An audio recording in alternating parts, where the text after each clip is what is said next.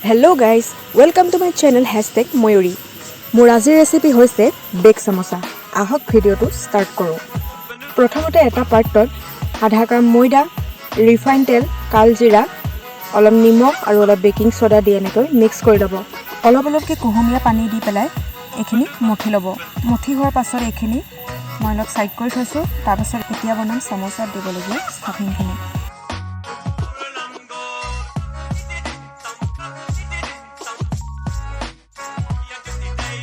ষ্টাফিংখিনি বনাবৰ কাৰণে প্ৰথমতে আলুখিনি বইল কৰি ল'লোঁ।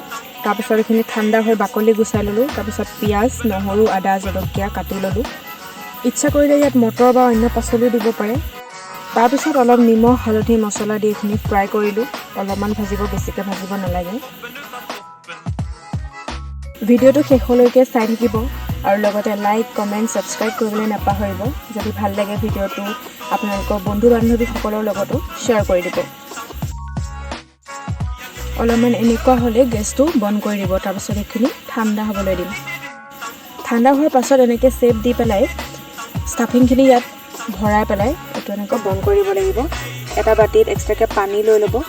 পানী এনেকৈ কৰি পেলাই পানীয়ে এইটো আঠাৰ কামটো কৰিব, নহ'লে বস্তুটো ওলাই গুচি যাব। ভিডিঅ'টো দেখা ধৰণে এনেকৈ ফ'ল' কৰিব।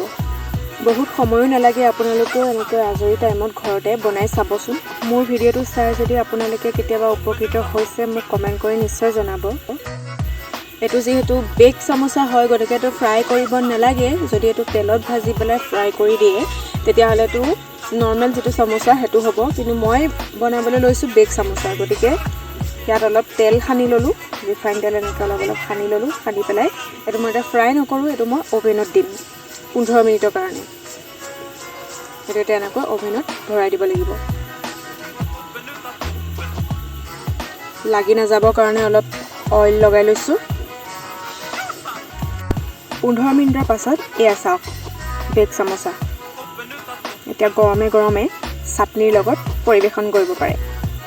ভিডিঅ'টো চাই কেনেকুৱা পালে জনাবলৈ নাপাহৰিব। ধন্যবাদ।